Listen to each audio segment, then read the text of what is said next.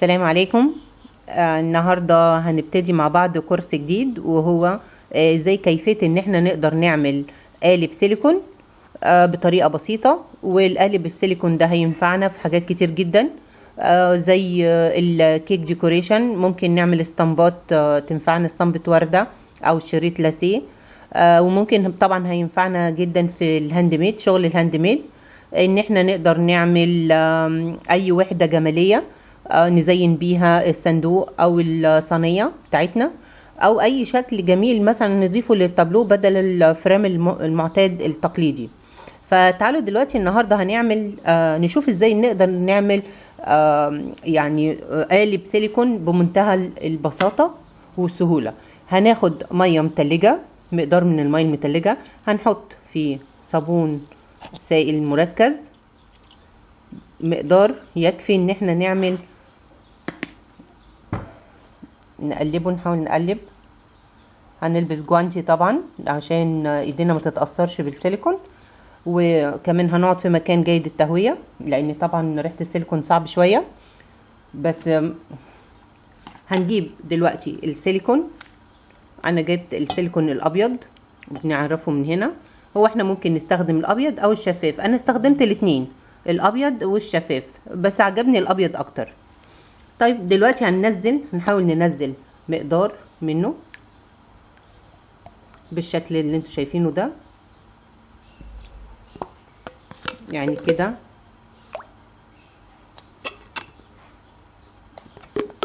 خلصت العبوة، لسه نحاول نخلصها كلها كده. خلصت، نزل معانا بالشكل ده. فهنحاول ان احنا نقلبه في المية عشان يتماسك. كل ما نقلبه كده كل ما هو يتماسك مع بعضه. ما نشيلوش دلوقتي، لازم نقلب فيه شوية. هو بيتماسك بسرعة لان هو طبعا المية الساقعة بتخليه يتماسك، معاها الصابون السائل. دي اسهل طريقة بتتعمل. في طريقة تانية اللي احنا ممكن نعملها بالنشا، برضو نفس السيليكون ونضيف له نشا. هعملها لكم مرة تانية بإذن الله، وهنعمل برضو منها اسطمبات، بصمات لورق الشجر وورق الورد. احنا عايزين الشكل ده كده، بس برضو هنسيبها شوية. انا بختبرها كل شوية، هنختبرها. هي كده تقريبا اتعملت. هحاول اجمعها بالمنظر ده، ان انا اخد واصفي منها المية والصابون. اخد كده واصفي منها المية والصابون بالشكل ده. هجمع كل اللي انا عملته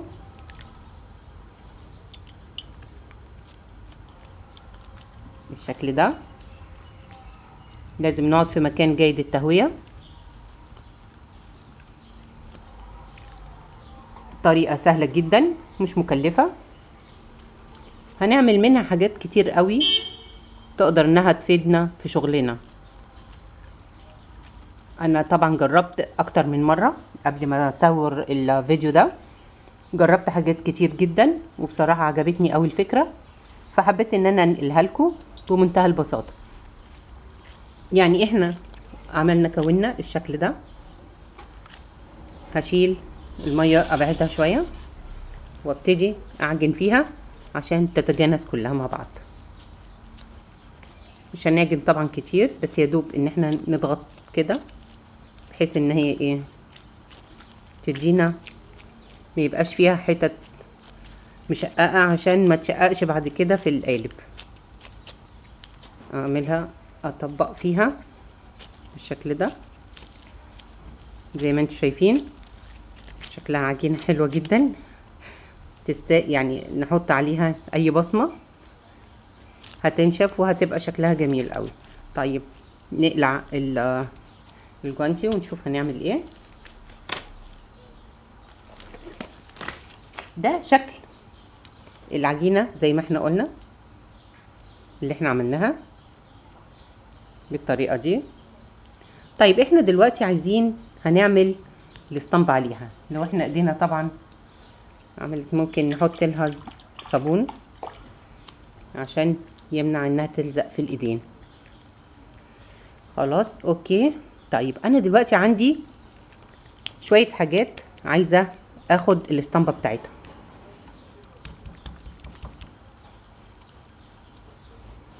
كده بالظبط. هحط صابون عشان ما تلزقش لما اجي اشيلها. ميه بصابون. اوكي.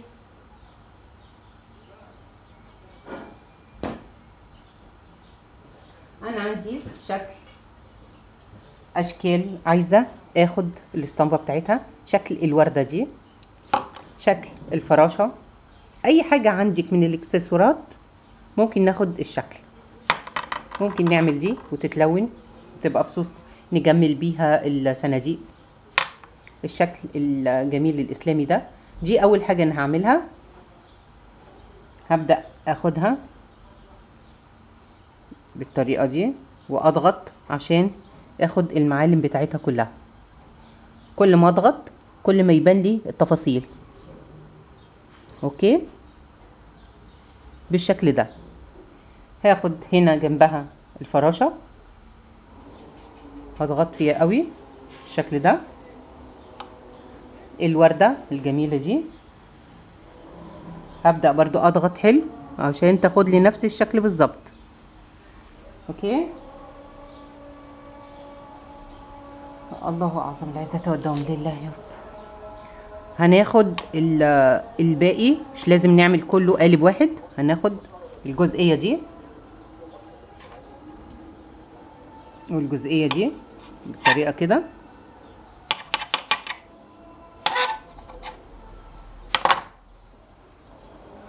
هنعملها بالشكل ده عشان لما تيجي تطلع معانا تطلع بشكل متناسق. اوكي بنفس الشكل ده. هناخد اللي هو اتبقى. انا عايزه اعمل دلوقتي حاجه تانية. كل ما احس انها هتلزق في ايديا احط ايديا في الميه بالصابون وابدا اضغط عليها بالشكل ده. انا عاجبني شكل في الشمعدان ده. عايزه اخد الاسطمبه بتاعته. اوكي. هبدا ان انا احط صابون عليه. صابون. الصابون ده هيمنع طبعا التصاق السيليكون فيه. عجبني قوي الشكل ده. ممكن هستخدمه وحده مثلا على صندوق والشكل ده. خلاص. فانا هقسمها على 2. هقسم القطعه اللي كانت معايا على 2 ومش هخليها رقيقه قوي علشان تاخد نفس الشكل. هبدا اضغط عليها بالطريقه دي عشان تاخد لي نفس الشكل. اوكي نفس الشكل ده. اي شكل عندك عايزه تاخديه تحفه، يكون عندك تحفه مثلا يعني معموله بطريقه هاند ميد جميله، ممكن نستفاد منها. ناخدها بالشكل ده ونعمل عليها اسطمبه. ممكن نكررها في حاجات كتير قوي. اوكي. انا مش عايزه الحته اللي عندها الشكل تبقى خفيفه، فبالطريقه دي. اوكي. وهعمل التانية عند الورده وهسيبهم. طبعا هسيبهم ينشفوا بالطريقه دي. خلاص. طيب دلوقتي انا مع نفسي كده عملت كذا شكل، حابه ان انا افرجكم عليهم. برضو هيدوكوا افكار كتير جدا. اوكي. نبعد الحاجات اللي احنا عملناها دي.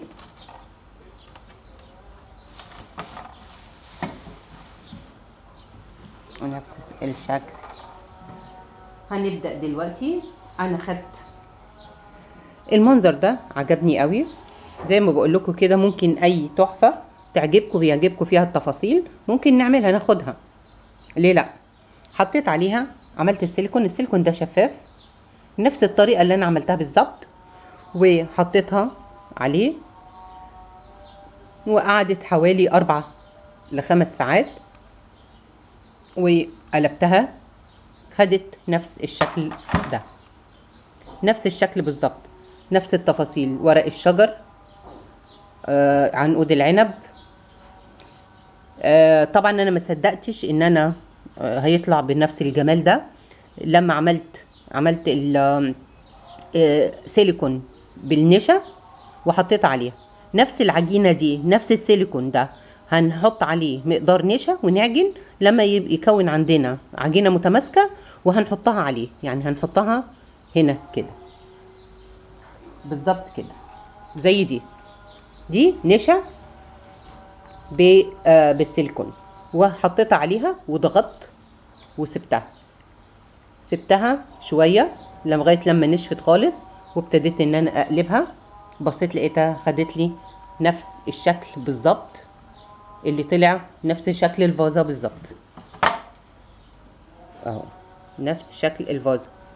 فطبعا عشان اشوف واتاكد ان هو نفس شكل الفازه لونته بالاسود ولونته بالذهبي، فاداني الشكل ده.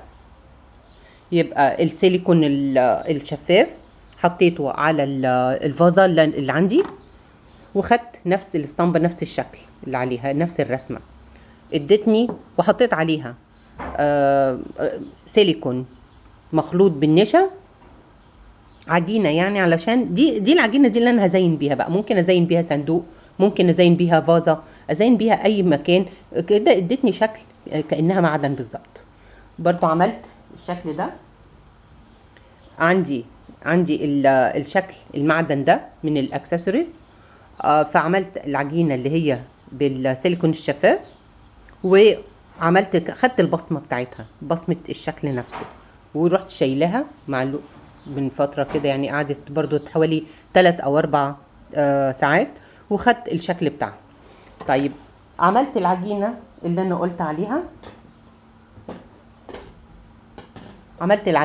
قلت عليها، اللي هي بالنشا والسيليكون، وحطيتها عليها بالطريقه دي، وضغطت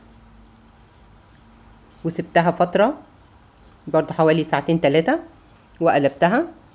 اديت لك نفس الشكل بالظبط، اللي هو البصمه اللي انا خدتها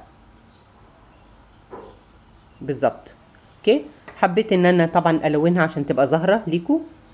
لونتها بالذهبي. دي ممكن نستخدمها كوحده جماليه على الصندوق، ممكن نخرمها من فوق، نثقبها وكده، ونعملها برضو حاجه في الاكسسوارز، وننزل لها من هنا حاجات. ممكن نعملها بالطريقه دي. ده اداني شكل جمالي حلو جدا. عملت منه كذا حاجه. الورده، الشكل الورده اللي انا وريتها لكم، اللي احنا خدنا البصمه بتاعتها، هي دي.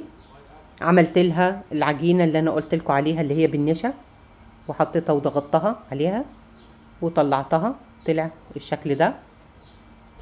ولونتها برضو عشان تظهر لكم وتبان لكم. يعني حاجه بسيطه جدا طلعت اشكال في منتهى الجمال. وممكن على فكره يعني دي من النشا والسيليكون، دي من النشا والسيليكون اهي، طريه جدا من النشا والسيليكون.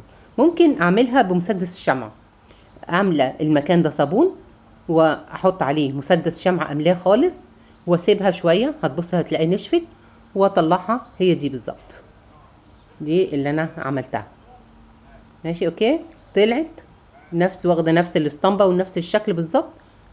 ممكن برضو اعمل بيها اكسسوارز، ازين بيها صناديق، ازين بيها صواني، طابلوهات، اعمل بيها طابلوهات كامله. الفكره عجبتني جدا، واتمنى تكون عجبتكم. وانتظروني في فيديو تاني باذن الله. هعمل لكم عجينه السيليكون بالنشا، وهنعمل منها باذن الله بصمات لورق الشجر وورق الورد، عشان تنفعنا باذن الله في الكيك ديكوريشن او في اي حاجه تانية هاند ميد. اتمنى يكون الموضوع عجبكم، وانتظروني في اليوتيوب،